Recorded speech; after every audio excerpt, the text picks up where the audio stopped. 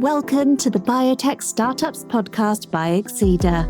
Join us as we speak with first-time founders, serial entrepreneurs, and experienced investors about the challenges and triumphs of running a biotech startup, from pre-seed to IPO, with your host, John Chi. My guest today is Becky Beattie, CEO at LaunchBio. LaunchBio is a nonprofit dedicated to supporting high-growth life science companies. Through its national network of life science hubs, it built an inclusive and collaborative ecosystem that drives industry growth. By connecting entrepreneurs with knowledge, capital, and talent, LaunchBio fosters innovation to advance human health. As CEO of LaunchBio, Becky leverages over 20 years of life sciences experience, blending molecular biology and business expertise to drive impact. Since 2017, she has expanded LaunchBio's national presence and established the highly successful Investor Connect series, Next Gen VC Forum and podcast, and Biotech Career Workshop STEM education program for high school students.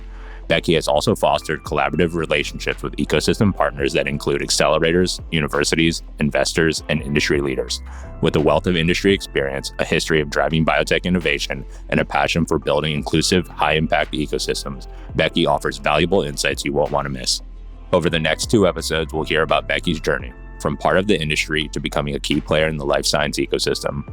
We'll delve into her unexpected career shift, her role in shaping the shared lab space concept, and her work supporting early-stage founders.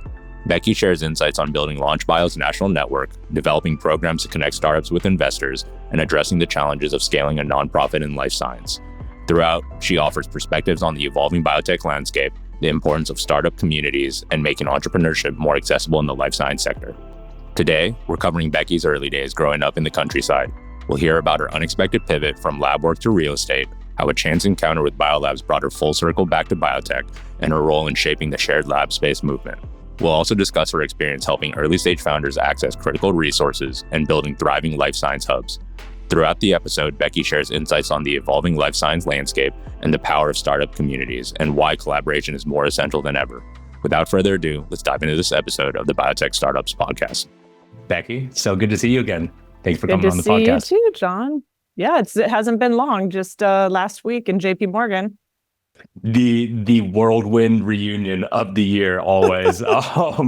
Yeah, we were, when we were chatting, I was joking that I have to charge up my battery as much as possible because by the end of JPM, I'm just completely running on low battery on your phone, low battery mode.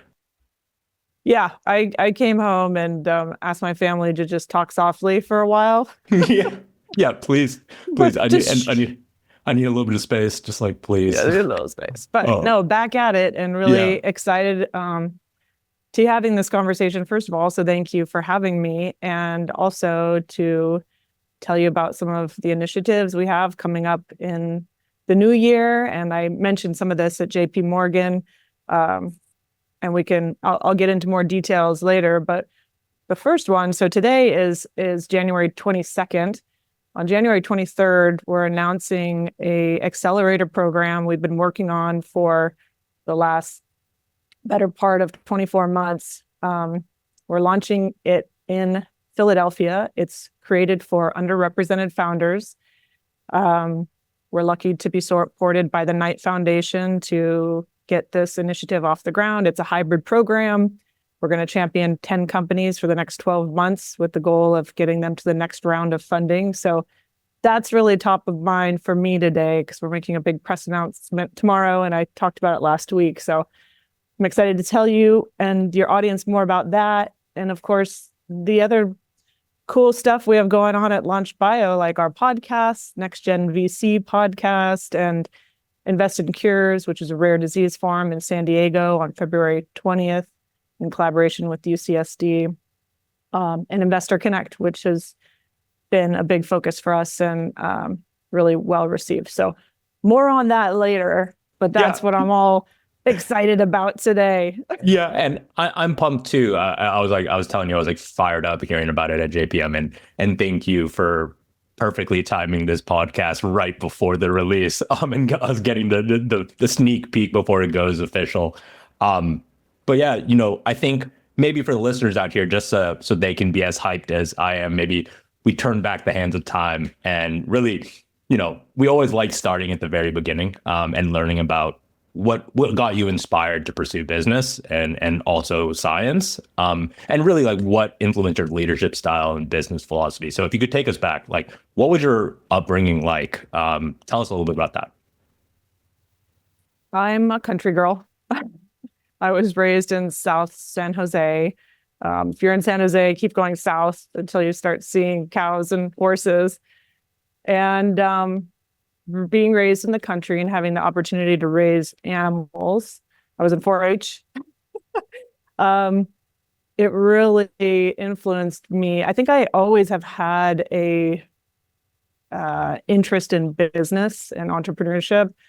And I was always kind of scrappy as a little kid. I mean, whether that was going in the backyard and picking walnuts and selling bags of walnuts on the corner, or flowers, probably to my neighbor's chagrin, picking flowers and making bouquets. That was a winner, because people would come home after work and I'd be there like, bring some flowers home to your wife. Yes, that's amazing. But the bigger projects were raising pigs. That's what I did. You would go in the, spring, late winter, early spring, and buy your piglet for $50. And either my dad would front me the money, or I had the money from the last year. And then you have the cost of feed. And pigs, as you may or might not know, eat scraps. And so the more scraps you can give them, the less feed you're using. So it was a real lesson in economics and profit. And pigs grow very fast. So the 50-pound pig became a 250-pound pig in a matter of months. And you bring it to the fair and you show it. So I had like the white 4-H with the green. Everybody wore the same tie and then the green hat, and you have a cane and you're showing your pig to the judge, which was fun in and of itself. And it was something me and my dad did together. So I enjoyed that. And then, you could either bring it to auction and try your luck, or a better way to go about it is ask your dad's business partners who's interested in buying a pig.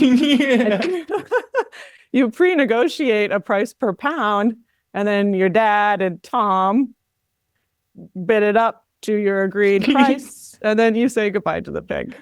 Oh man, what a crash course! Like, how old were you when you had your like a 250-pound pig?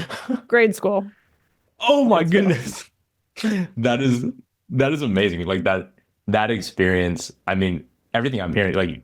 What you were just describing, like balancing like the food and scraps, is like exactly what you said, like a crash course in econ. Where, was your dad did you grow up on a farm? Like your dad was a farmer? No. My dad is a woodworker. He has and has had a successful cabinet business in the Bay Area. Never advertised a day in his life. Oh wow! I mean, his cabinets and kitchens, and he does some commercial work, is just really beautiful. My mom stayed home with us, but is educated and has a master's degree, and later went back into law. But my mom's influence on me was later to be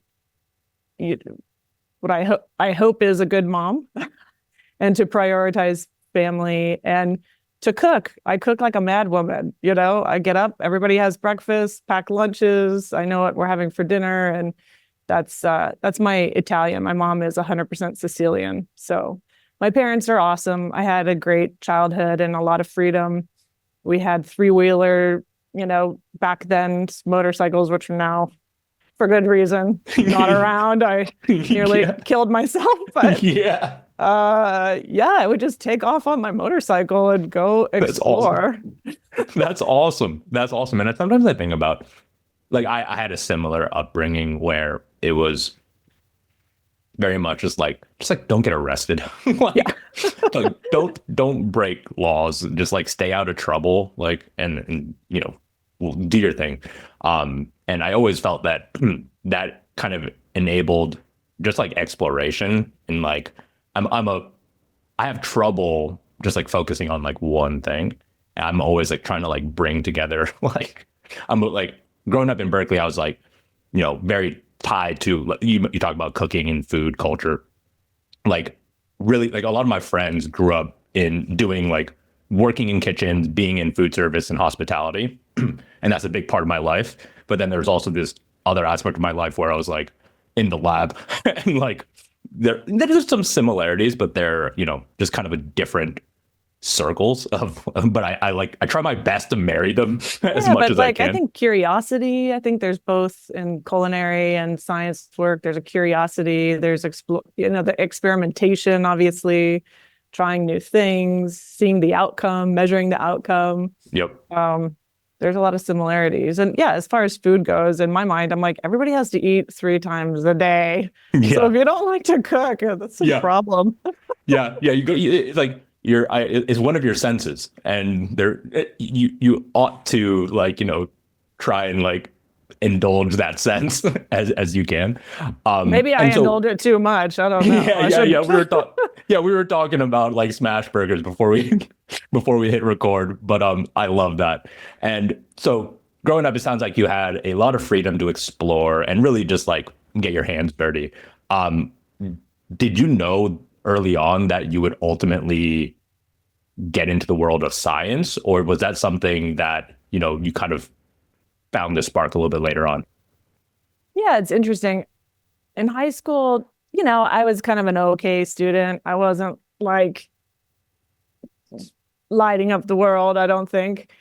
But I did like science, and those are the AP classes I was taking, and I did fairly well. And so looking back, I think as a high schooler, you're just like, I don't know, yeah, I'll take AP that. And you get a good grade. It doesn't mean anything because you're focused on the fact that my Spanish, grade was a disaster.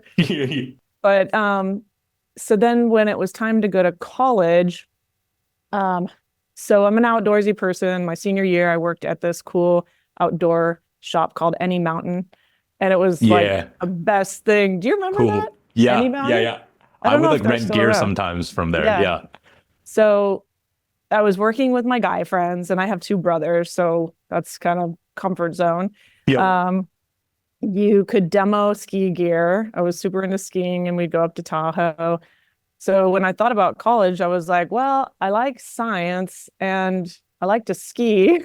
So my aunt was living in Boulder, and I went and visited her, and it was like, bingo, this is a perfect check. Match. Yeah, and the molecular biology program is very well regarded there. So that's what I ended up doing. And I think, I started my freshman year was really rough because nobody was advising me not to take a heavy curriculum in the beginning. Yeah. So, probably damaged my GPA out of the gates. Yeah. But recovered. And my uncle, who was my aunt's husband, he was a engineer and he did engineering with a business degree and combined those two. And that was really my inspiration, Will Coleman, to combine science with business. So cool. That happened a couple years into it. My freshman year had a really neat cell biology teacher, Dr. Andrew Stalin, or professor. And I went to him and I enjoyed the class and said, is there a place for me in your lab? And he was really kind. I didn't know anything. So he gave me a job. Yep. And I was, washing dishes and doing all the really gross stuff in a lab that we all know about.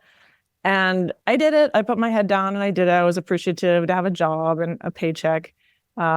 I paid for my own college, so having a little extra cash was a good thing. And then the second year, he gave me a project. He was putting plants in space with NASA. So we were studying how anti-gravity affects cellular structures. And so this was before scanning electron microscopes where you could get a 3D image. Mm-hmm, so what I did was, are you familiar with diamond knives? No. Okay, it's literally like, it's a very expensive knife that's very, very sharp. Yeah. And you'd put like a little bit of resin or glue on the end, and you'd take the root of this plant that had been in space, Yeah. and you cut it like very carefully with a microscope you're watching. And when one cuts, it goes flat. And then because it's sticky, the second one that cuts, it sticks to the next. So you have them lined up. Whoa. But it's really like tricky and very delicate. Yeah. So then once you have 20 of them lined up, you take pictures and number them. And then you put it into I forget what I was using, some kind of machine that would stack the images and create the 3D models. Oh, wow. And you're just like, oh my God, like this was in space. I really hope I don't mess this. it up. Yeah. And you're in a dark room, and it was like a whole, and that really, like that, the combination of that experience, and very appreciative for the job and opportunity. And then my uncle, what he was doing, I was like, I should probably get a business degree too. Yeah. Yeah. Tell us about that. Was that business degree, like, did you have to pick a kind of a specialty, or was it a kind of a broad business curriculum? You pick a specialty. So I did marketing.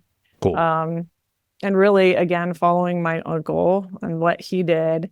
So yeah, 2 years into college, I added a second degree. So I did a dual degree in molecular biology and business with an emphasis in marketing. And business was kind of a breath of fresh air after, taking all these hardcore science classes. I mean, I want to say it was easy, but it was kind of easy. Yep. I'm with you. Business school was great. I really enjoyed that. But here's the thing, there was zero overlap between MCDB and business. Yeah. So I went to summer school. So I went to school for 5 years, and I did summer school every single year. Yeah, that's like, I also found that to be the case, because I was doing a lot of, for a moment, I was thinking of doing a double major in philosophy. Okay. and philosophy and like biology don't really have a curriculum that like overlaps. So I was also on that same wavelength. I was like, oh God, how am I going to do this on time? But I think too, despite there not being at least course-wise, a bunch of overlap, the kind of rigor of like having like using that other part of your brain is like, I always found that I can always bring it back to, kind of like this like cross-disciplinary kind of training. And I still find to this day that like, I think about like these kind of lessons I've learned in that kind of other major as like, I still use it to this day. So did you get the philosophy degree too? No. I just took a ton of courses. And then this is the classic. You also contemplate going to law school when you have a philosophy degree. Yeah. And I was like, maybe I'll do like patent law. And I was like trying to like marry the two. But what ended up happening, just science, like my passion for science kind of like took over. But I was still taking like a philosophy course load. But like kind of just like the logic and like the proofs that you do in philosophy was really helped me kind of like sharpen my like kind of like the rigor of my thinking. And a lot of it you could also use in science too. But I digress. So I appreciate the marriage of like business and science, despite being, kind of on different ends of the academic. Well, and probably with the podcast and, outside of your scientific knowledge and being able to answer the right questions, but thinking about a person's career in a more philosophical way. Yeah. Or life. I can see how it lends itself. Totally. And philosophy can get very meta very quick. But also, and here's another thing too, is like, I really appreciate the humanities. It helps critical thinking, but also I think, when you're doing a full science like course load, you don't really get the chance to work on your writing. Cause like Yeah. like when you're writing, you're in the science kind of like under that umbrella. It's usually like to write a paper that's going to go to peer review, but like writing for peer review is not the same as like communicating like broadly. Yes. So I'm like, oh God, like thank God while I was in school, I like took the time to take these like heavy humanity like writing courses, because like that's another skill set that I'm like, oh man, so lucky to do it, because it's like going back to school now to learn it would be very hard. Yeah, exactly. And nobody would. So, Yeah, exactly. Raw college. Yeah. Like, so if you're in school, like don't take the opportunity to take all the classes that you can, because 100%. It's like a fleeting moment. And one thing that kind of reminded me when you said any mountain, I remember like Tahoe, basically like Sugar Bowl like tickets used to be like $35 or something like that. And then now like a day ticket is like 150 or something like that. Yeah, you better have a good day of skiing. Yeah, exactly. I'm just like, oh my God. Like I remember I used to like go to any mountain, just get tickets, and it's like, all right, cool. Like a day trip could be like feasible. And now I'm like praying. I'm like, exactly what you said. It's like, it's gotta be perfect, or else this is. I know. One more thing about any mountain, and then we can move on. But that also provided some really cool experiences because people like the same thing. So really got into rock climbing and sweet bungee jumping. My kids were just asking about this, and I'm like, is this something I want to tell them? But we would go up in the Sierras, and you go on railroad bridges and set up the bungee. And it's like, how much do you weigh? How much do you weigh? That's how much bungee.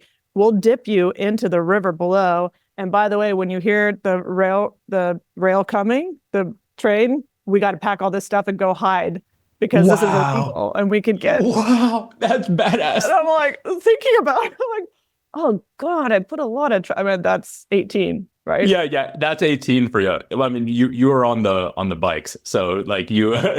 You had the risk tolerance was there. The very high risk tolerance. And stupidity. Yeah. But sometimes, like, like I think back on my experiences too, growing up in Berkeley, was like similar. It was like maybe it would definitely this not part of the brain is not quite fully baked. Yeah. And that's like the thing, like I in startup life, like I do think about this, how my tolerance for risk. Like it's a crazy thing to start a company or just lead a company. Like that's not like normal like behavior or like it's just like you have to have an appetite for risk. And I think for me, I used to snowboard a lot, and I used to be the dude that was like, oh yeah, I'm gonna jump off these like massive cliffs and stuff like that. But it's kind of the kind of that muscle to be able to like go risk on. Obviously do it as safely as you can, but like that is, you kind of need that, because if you're going to tackle a big, audacious, hairy problem, you're not going to do it by being risk off.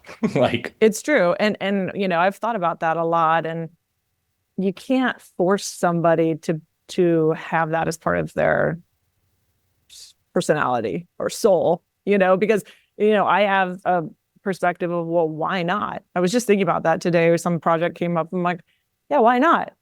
What's the worst thing that could happen? Now, if the worst thing that happen is you can die, then maybe that's worth it.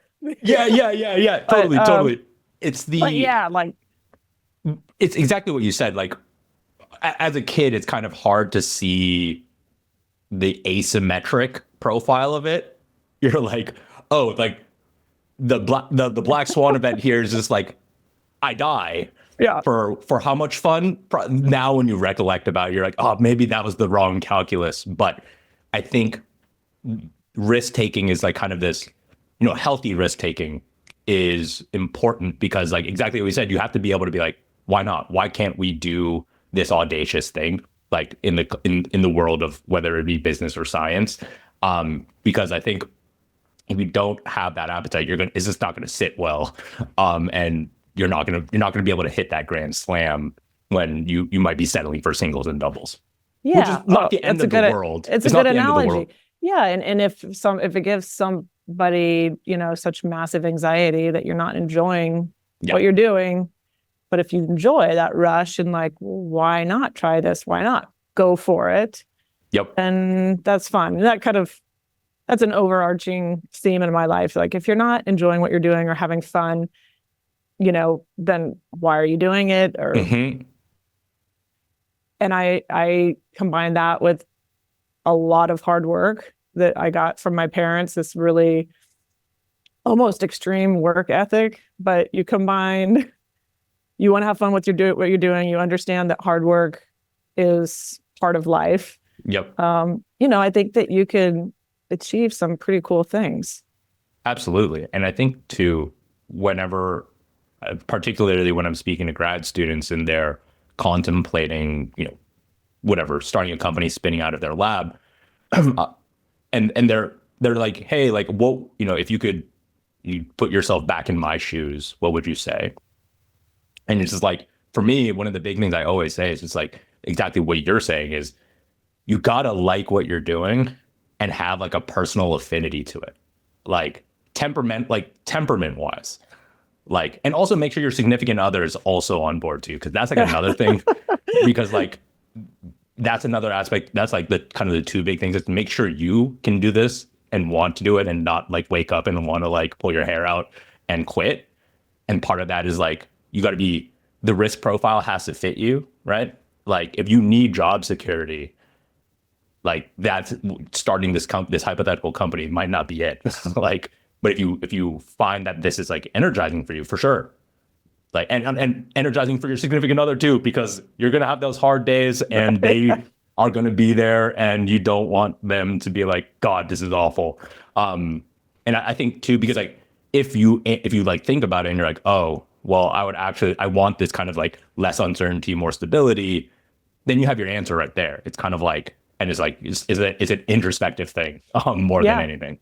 Oh, it's a really good exercise to go through while you're in college and in that first job. And sometimes it takes the first jobs to help inform you of what you don't want to do. And that's why I'm a big, big proponent of internships. And, Dr. Stalin working in his lab, great experience. It informed me I don't want to be on the bench. Yep. One of my other internships during college was at a medical device. Medical device is more engineering. I like biology. I like cells. I like DNA. Don't want to do that. Thank you very much. And then as my career went on, it just started to become more clear, what I was actually good at. I mean, we could all do a lot of things, but you have to be honest. Like, are you really good at it? Yep. And what are you good at? It's okay just to be more, I love like staying in your lane. Like, this is what I'm good at and I enjoy doing it. You're good at something else. Accountant. Yep. Love you. Thank you. Just tell me where to write the check. You do that for me. I'm going to do this for, my career. But, absolutely. The more experiences early on, the better. Yep. I couldn't agree more. Like that. And that, I think that it kind of what you're describing as an kind of adolescence where you can just like go explore. Like when you're exploring, it's not all puppies and rainbows. There's the things where you're like, this sucks. Like I don't want to do this. But that's a good thing. That's all part of the process. Yeah, absolutely. And I think I talked about how I was contemplating going to law school. What turned me off was working in a law firm. Right. There you go. But I have the utmost respect for the practice of law. Like I have the utmost respect. This is not for me. Like it's not much like, if you are thinking about starting a startup, you got to know going in like that is kind of that kind of uncertainty roller coaster is for you. But it's also, if it's not for you, don't feel like you need to fight it. And I think something too is that like you're exactly what you said, like you don't need to be the best at everything. There are other people who can be good at, exactly like accounting. Just like assemble, have a crew that can kind of like cover your soft spots and you can focus on what you're good on is, I think, I think a younger me would have been like, I need to be the best at everything. Yeah. At everything. But I was like, it's okay. I'm there are people who are better at math than I am, so I'll let them do that. It's a beautiful thing to realize. It's really like, especially, and we'll talk more about this later, but just when you're building a team, choosing the right people and then saying, here you go. Yep. If you need my help, I'm here. We're going to check in, but this is your baby. Like this is yours, and take it and run and own it and be really good at it. And Absolutely. By the way, I really appreciate your expertise in that area. Yep. Absolutely. I feel the exact same way. It's almost liberating. You're just like, the weight of like the pressure is just kind of like, okay, like I can share the load. This is like fantastic.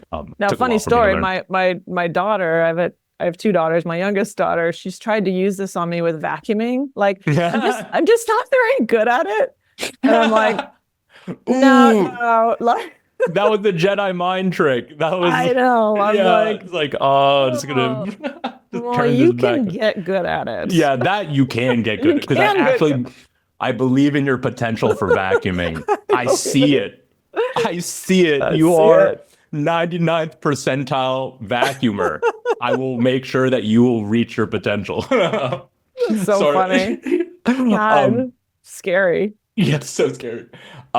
So, you're wrapping up your undergraduate and you mentioned you had some internships.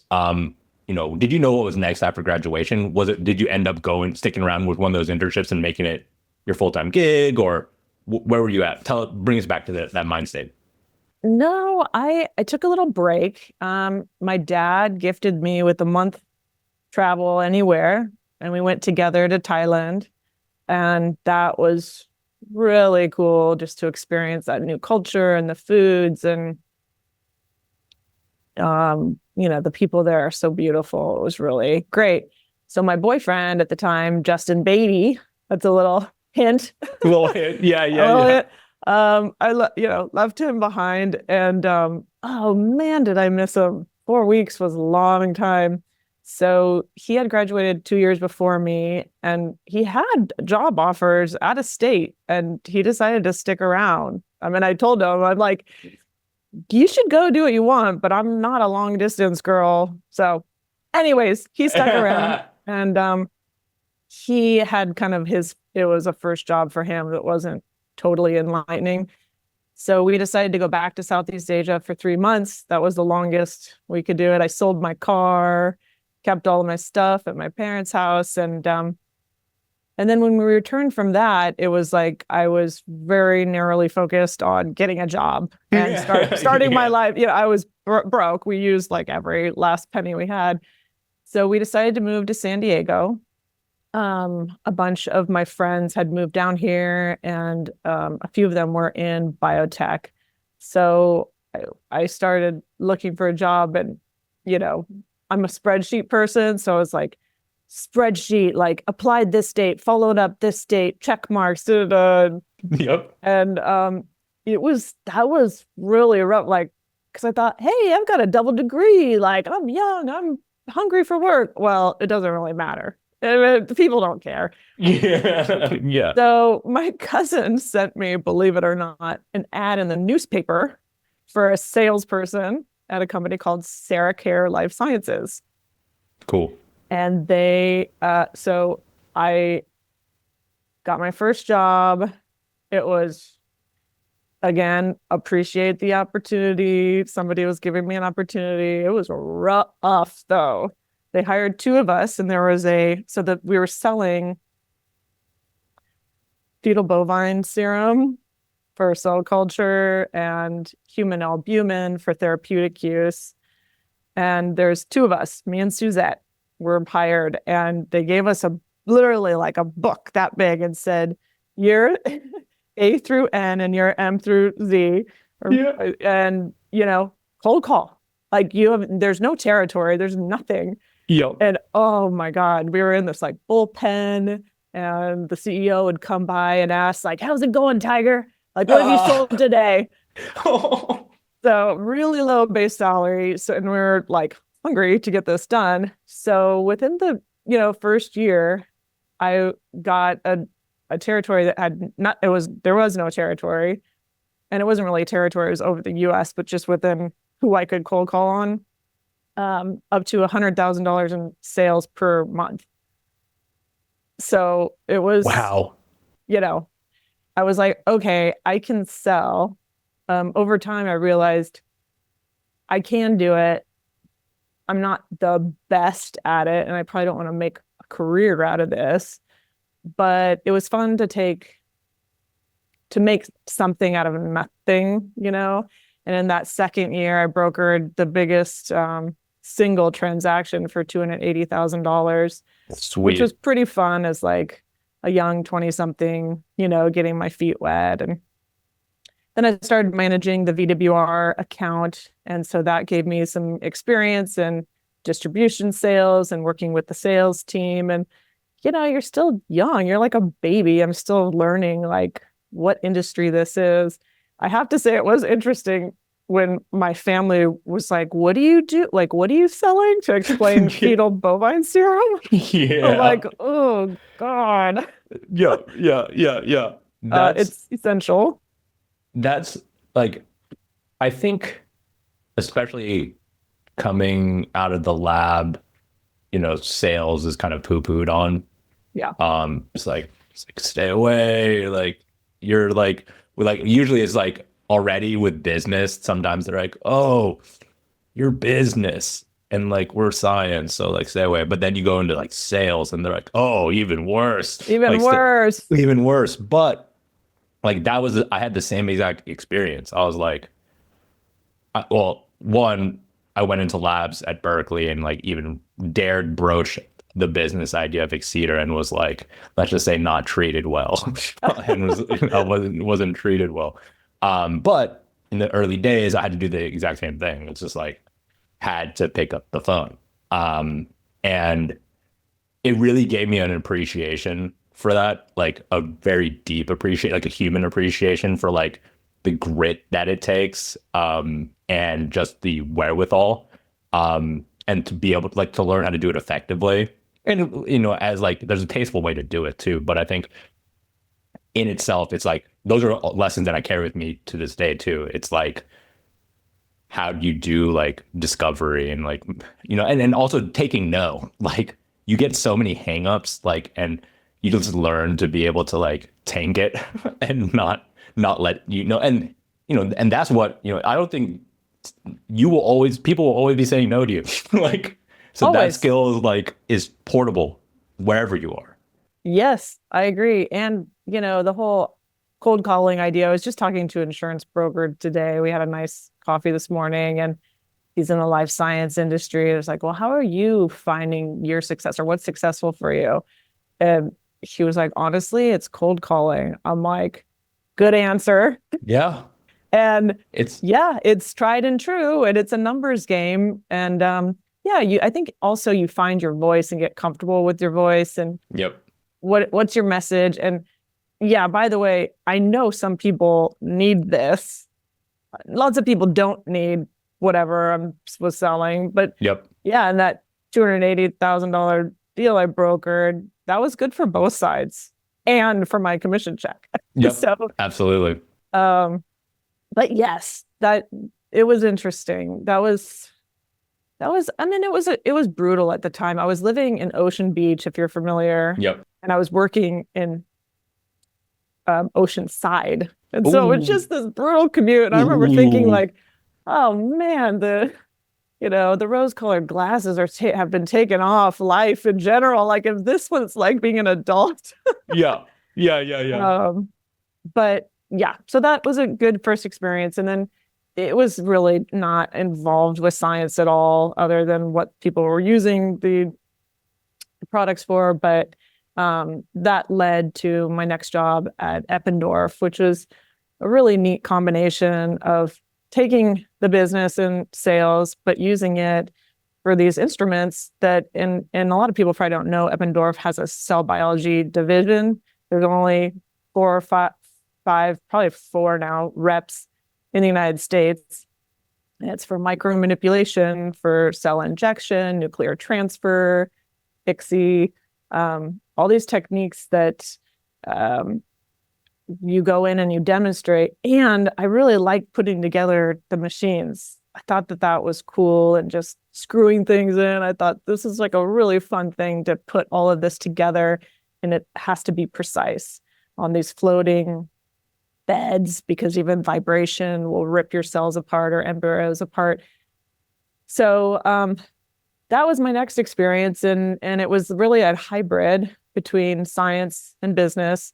It's capital equipment sales, so the stakes were a little bit higher, and our equipment was, the Mercedes-Benz of injectors. So they're expensive, but when you can go in and demonstrate that they work, and that was really fun because, first of all, I had a 12-state territory, and it's like the best 12 states on the West Coast, including Hawaii and yes. And so I would travel, send all my equipment there. I had a big warehouse that I rent, send all my equipment there, set it up, stay for a week, run experiments. And, if I showed it worked, did the efficiency, and there could be a PO at the end. So it was being in the lab, but not having to stay to do all the experiments. Yeah, totally. I thought the exact same thing. I was like, I'm not the best in the hood, and actually manning this full time, but I can do it from time to time, and I can make this work from time to time. I guess question, how did you end up getting connected with Eppendorf? How did that opportunity arise? I can't totally remember. I mean, I think I was looking, because after 2 years at SeraCare, I was ready to get more into science. I remember I really had to follow up and be persistent with it. I don't think I was the first choice. I think their first choice was a woman from Canada, but she had some issue with her green card. And so I kept on following up. And then Chip Shook, who was the, sales director at the time, gave me the job. And I was even more appreciative because, I wasn't maybe their first choice, but I was going to do a good job for them. Hell yeah. There's a saying, when I talk about that persistence that's necessary, it's better to be annoying than forgotten. I like it. Yes. You can be forgotten so easily. So quickly. And obviously don't be an asshole, but don't be an asshole. But again, it's you got to follow up. You got to be annoyingly persistent is better than being forgotten. And so I love that. And I guess just real quick, before we dive more into the Eppendorf experience, for those who don't have, who are not from trained, sales trained, how did you approach direct sales versus working with a VWR? How is that different in terms of sales, expertise and approach? I think it's both relationship based. Yep. People want to do business with others that they like, and being genuine in that regard. Direct sales, you have more control, right? But then it's just you. So then indirect sales, you potentially have a team of people that are working on your behalf. Just being strategic about it. I think in understanding what territories have the most potential and what reps are the most engaged. And some people, depending on what they're selling, and is it valuable for them to be selling your particular product compared to the other stuff? What are they making their money on? Where's the motivation coming from? And do you need to supplement that in some way to get their attention? Yep. So, looking at it from their standpoint, how they're spending their time, and being strategic about that. And goal is to make a paycheck, and a better one is going to get your attention, or you're going to focus on those products. But again, it comes down to relationships and people that you click with, and then having fun along the way. It's fun to have reps that you go out and bring them to lunch, and then go ride and visit customers. And then if you could be valuable and some kind of an asset for them that, hey, I like bringing Becky along because she helps to show them how to do X, Y, and Z. Hell yeah. That's like, I couldn't agree more, because like, I think, and again, this is not just like sales specific, this is the cross-disciplinary kind of thing. It's like empathy. It's like, what do they care about? Like, if I were in their shoes, what do they care about? And trying to find like positive sum outcomes rather than just like these transactional zero sum outcomes. Right. Is kind of like what I'm hearing. And I think something too that this reminds me of is just like, in any good relationship, you want to be like trust, liked, and respected. And if you have all three, grand slam. If you have one, got to get to work on the others. Two out of three is almost like a, where you like, it's a minimum almost to like get, to have a kind of the relationship to be working and not have overly friction. And exactly what you said, like that, another aspect too about that, a good partnership is like, it has to be fun. Like you spend so much time with this person that you want to actually be enjoying yourself. Like that's kind of like I don't think people talk about that enough. It's just like, can you be fun on the job with them and do good work, but also have fun. Work. And I think that's part of growing up too. When you first start working, you're not sure that you're worth people's time, and that's just, I think it's very rare to have a young person that's just very confident and comfortable in their skin. And so, when I'm going into Stanford to do a presentation, with all these PhD MDs, it's hard to feel comfortable and relaxed. And so that happens over time. And I think that that's okay. And I think that on both sides of it, we all just need to be a little bit more graceful with ourselves as we're learning, but also as you're encountering younger people that are newer to their careers, to make them feel at ease. Absolutely. They're going through it and hey, they showed up, they're there. So, help them to feel comfortable. And because most of us have been there, whether you're getting your PhD or you're going to a new grad school or you have a new job, we're all human, Exactly. And I think it is always just like, you got to like constantly remind yourself, because I think the longer you like, you can like, you can spend so much time on your career and just forget what it was like. It's almost like forgetting what it was like to be a kid. Like, but you kind of just need to remember, because that's how you like keep the empathy. And like, and I think for me, I never forgot when I was like, it was like early days. One of our early clients was part of Quest, and you think I look like a baby face right now? I looked more baby faced like 15 years ago. And when I showed up, and this is why this is probably like the scar tissue I've built up, where I was like, we're going to be primarily digital because of this experience. Like I went to go visit a client, and it had been a client, they'd been a big client for a long time already. They always talk to me on the phone. I sound different on the phone, but then I go in person. And the lab manager who I spoke to all the time, when I like walked in, they were like, I saw her go to talk to the front desk and was like, I didn't realize the high school field trip was scheduled for today.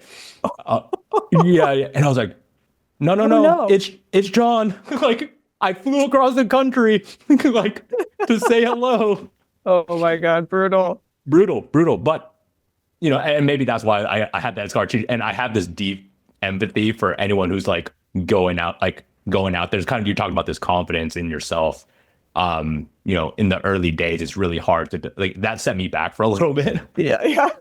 Set me back for a little bit, but I empathize. Like I know it's like, it's hard. Like, and I think it's on us. It's like, it's important that we make them feel comfortable and can get that experience they need to get that confidence. Because if you don't give them that experience, then they're just like stuck. Anyways, yeah. So I'm going to say that's everybody that's listening, including you and I. That's our homework for the next, let's just say, week. We encounter somebody that's younger in their career, and you just take a little bit of time to talk to them and make them feel at ease. So there, I'm going to put it out there. I 100% behind that. That is critically important in my opinion. Okay, so you're at Eppendorf now. It sounds like instead of getting airdropped into no territories, you now have 12 territories. Yes. And I'm going to guess there, instead of one kind of partnership with VWR, there's probably multiple partnerships across the board. Now I'm working with microscopy reps because our instruments are built on top of inverted microscopes. Yep. And so the Nikon, the Olympus, the Leicas, and that was fun. Like I still have friends from that.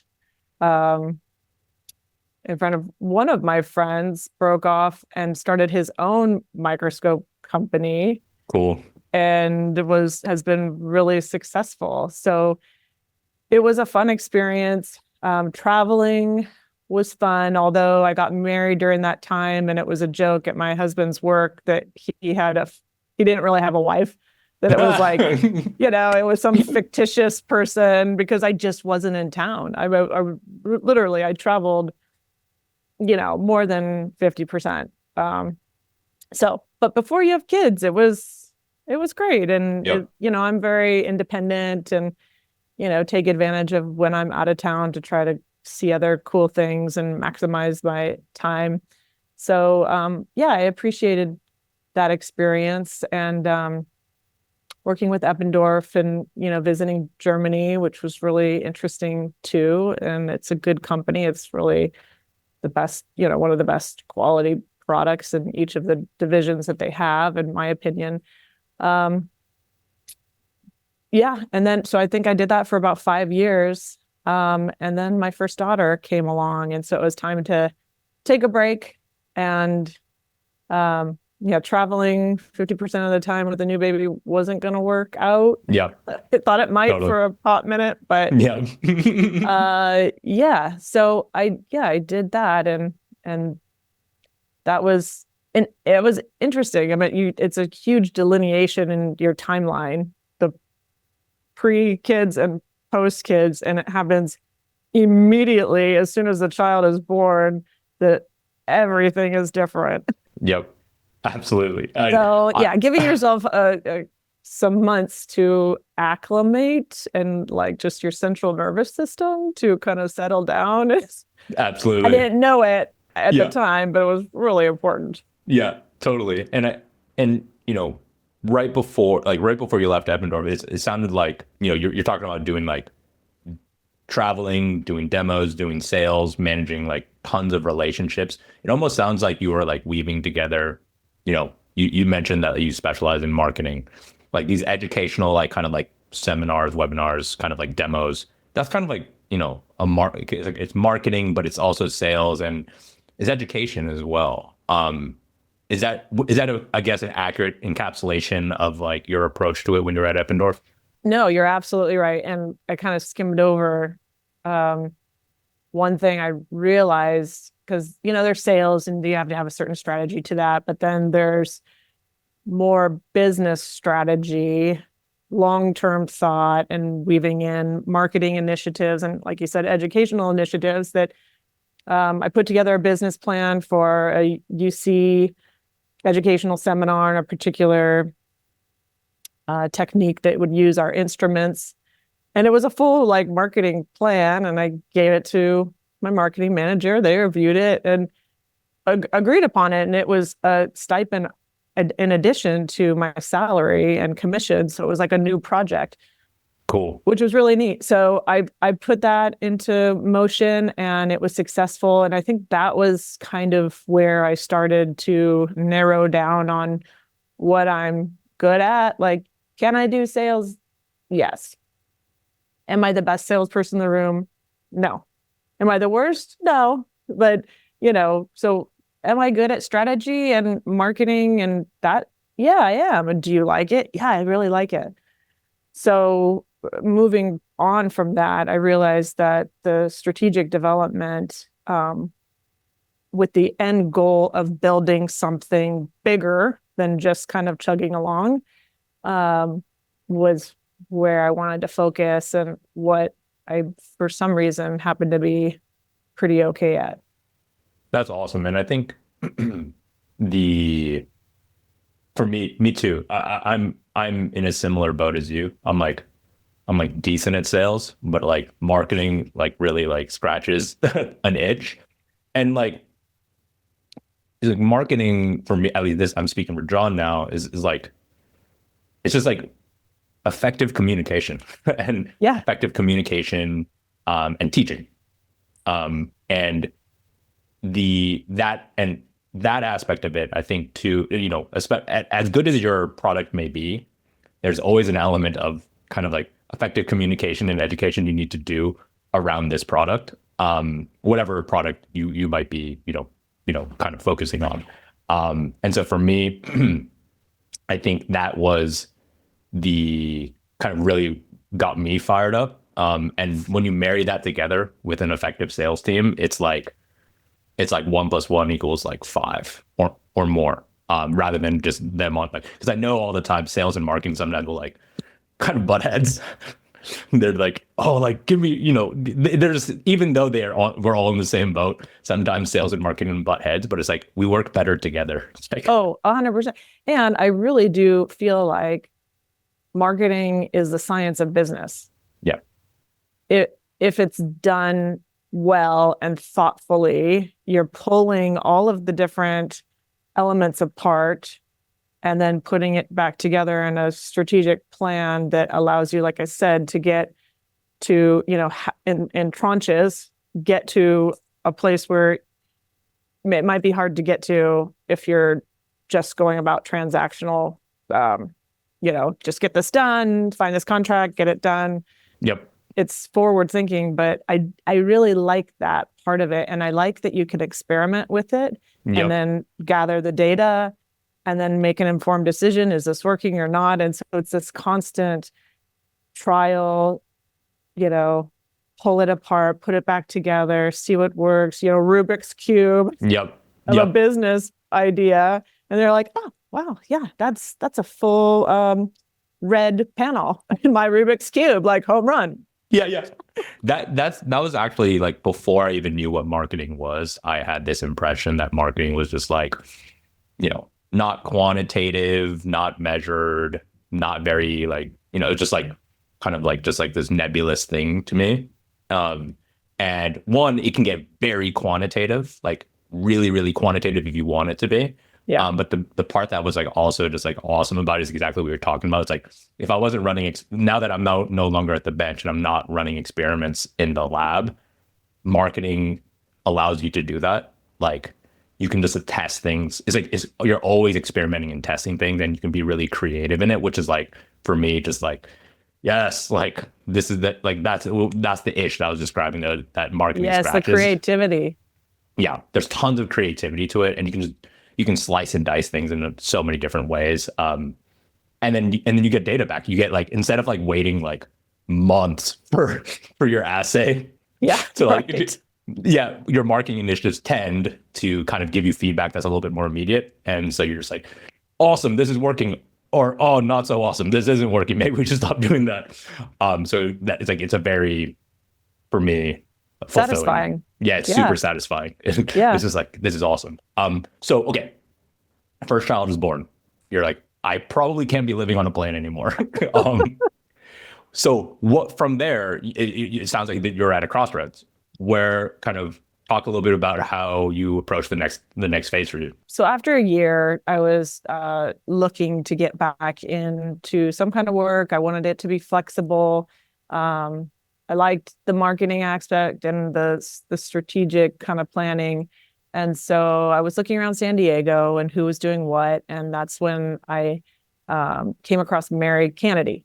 And Mary has been in the San Diego ecosystem. She recently moved to Seattle, but for years. And at the time had something that was newer called the San Diego Biotechnology Network, SDBN. And essentially it was networking, and you do quick speed networking kind of sessions in this orchestrated way. And in tandem, she had Comprendia, which was a life science marketing firm, but just herself. So after a few meetings and discussing what she was looking to do, which was to have some help with SDBN and grow Comprendia, I joined her as a partner and learned a lot from her. And, I was opening doors to some bigger accounts on the Comprendia side. And that was fun because in my mind, the sky was the limit.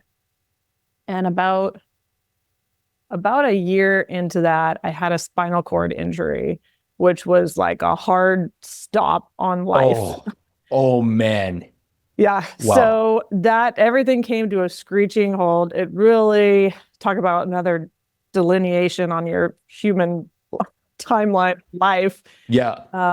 It took me out, and my daughter wasn't even 2 years old. So I still had a baby. It took me out of life for 2 years. Holy crap. And so I had a number of surgeries and then declined a number of surgeries because things were not going well. And I just really had to focus on healing. And my family was really mad at me for, 2 surgeries that I called and said, I'm not going to do it. And I went into daily meditative states. And I know that sounds really weird and airy-fairy, but I just knew that there was this huge mountain in front of me. And I needed to get past it. I knew that there was life on the other side, but it was daunting. Yeah. And so every day I focused on getting past the pain because I was in a huge amount of pain for years. And allowing my body to heal to the point where I could function. Yeah. And trying some alternative things. And ultimately, what I came to realize is that healing, there's, for anybody that encounters a real health crisis, you think my physical body is what I need to be healed immediately. But there's an emotional element to it, and there's a spiritual element to it. And those actually take place in front of your physical healing. Because emotionally, I was really scarred by this experience, and spiritually, I was shaken. So once I got those two, once I realized this, which took a while, and I was able to heal those aspects of my life, and then also accept that things were going to be different, and physically, and a lot of people live with different things that you have to move on with life. And so it wasn't going to be like, push the button, it's all better, time to go back. It's like acceptance, emotional and spiritual healing. And then physically, things slowly got better for me. And I was able to come back to life. And my family and my friends really helped me and my daughter. She was so, sweet baby that she was there to be that really pure presence in my life. And so then a friend had another friend who was growing this real estate company for shared, not lab space. So this was just office space. And I met with him, Ron McElroy. And I remember I went down to the downtown office and, I was shaken. I'd been out of life and just kind of coming back, and why don't you come visit? And so I went. It's really cool. And he's a surfer guy that has this like cool vibe. And he was growing ROC is what it was called, ROC at the time of WeWork was happening on the East Coast. Kind of like WeWork was like the New York City version, and ROC was like the West Coast surfer vibe thing. So it was a cool environment. And I met with him, and he was like, introduced me to somebody like, oh, this is Becky. She's going to be working with us soon. And I'm thinking like, what? Like, we didn't even talk about that. And what are you talking about? So he did. He offered me a job. I had no experience in real estate, but I was pretty good at getting in there and figuring things out. And, again, taking apart the marketing plan and putting, my thought and time into that. And then his goal was to grow the number of locations across the West Coast. And so for a few years, I worked with him and his team. That's and amazing. That's what we did. And that really helped me to build back my confidence, because I was, shaken, and then learn some new skills and really get exposed to real estate, which I do like that too. My parents, they in the Bay Area had, my dad's company and my mom had different jobs, but they made their mark in real estate. So we grew up with them buying different, condo complexes and different real estate assets that, if you're a Californian, to a certain extent, it's probably in a lot of us that we understand that that's where a lot of wealth comes from. So, that was great that I got to learn that side. So that was my brief break from life science. Thanks for joining us on this episode of the Biotech Startups podcast with Becky Beattie. Be sure to tune in for part 2, where we dive into how she helped start LaunchBio, built a national network to support early-stage founders, and developed innovative programs to connect biotech startups with investors and critical resources. Becky also shares her perspective on building thriving life science hubs, scaling shared lab spaces, and the key lessons she's learned along the way. If you enjoyed this episode, subscribe, leave a review, and share it with your friends. See you next time. The Biotech Startups podcast is produced by Exceeder. Don't want to miss an episode? Search for the Biotech Startups podcast wherever you get your podcasts and click subscribe. Exceeder provides research labs with equipment leases on founder-friendly terms to support paths to exceptional outcomes. To learn more, visit our website www.exceeder.com. On behalf of the team here at Exceeder, thanks for listening. The Biotech Startups podcast provides general insights into the life science sector through the experiences of its guests. The use of information on this podcast or materials linked from the podcast is at the user's own risk. The views expressed by the participants are their own and are not the views of Exceeder or sponsors. No reference to any product, service, or company in the podcast is an endorsement by Exceeder or its guests.